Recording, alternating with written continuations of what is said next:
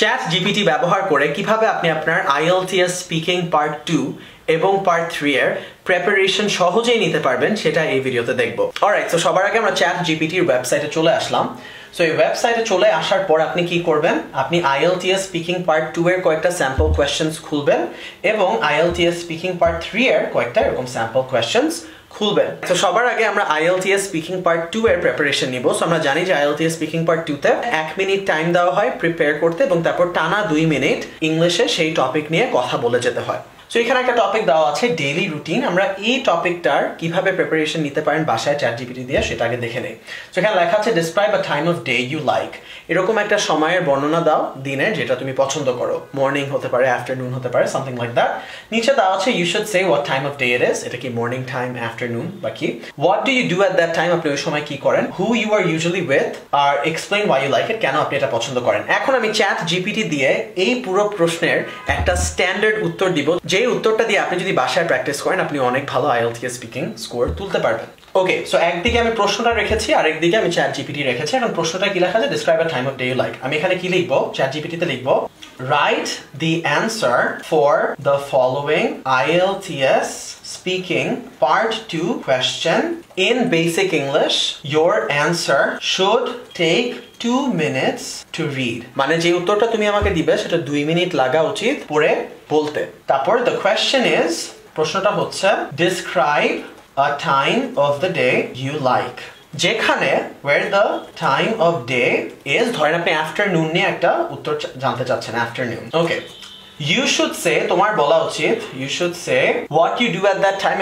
এটা লিখে what you do at that time, who you are usually with and why you like it, যেটা যেটা তারা বলেছে, রাইট। এখন যদি আমি এন্টার দেই সে আমাকে একটা প্রপার স্যাম্পল অ্যান্সার দিবে যেটা ব্যবহার করে আমি IELTS স্পিকিং পার্ট 2 এর প্রিপারেশন নিতে পারি। সো দেখেন সে বলেছে I really enjoy the afternoon. It's usually around 2 or 3 in the afternoon when the sun is shining and the weather is warm. So দেখতে পেরেছেন এই পুরো অ্যানসারটা দিতে আপনার 2 মিনিট সময় লাগবে যদি সুন্দর করে গুছিয়ে বলতে পারেন। এখন ধরেন আপনি এখানে কিছু লিখেছে যেটা আপনি বুঝতে পারতেছেন না, তাহলে কি করবেন, আমি আগের ভিডিওতে দেখিয়েছিলাম আবার দেখাবো। আপনি হচ্ছে গুগল ডক্সে যাবেন এবং গুগল ট্রান্সলেট অন করবেন। সো এটা কপি পেস্ট করে আমি গুগল ট্রান্সলেটে নিয়ে যাচ্ছি। আচ্ছা, সো আমরা গুগল ট্রান্সলেটে আসলাম, আমি অ্যানসারটা এখানে কপি পেস্ট করি। এই যে দেখেন ডান পাশে বাংলাতে চলে আসছে। তারপর কি করব, আমরা গুগল ডক্সে যাব। গুগল ডক্সে কি করব, উপরে ইংলিশটা পেস্ট করব, নিচে বাংলাটা পেস্ট করব। সো এখন দেখেন I really enjoy the afternoon. আমি সত্যি বিকালটা উপভোগ করি।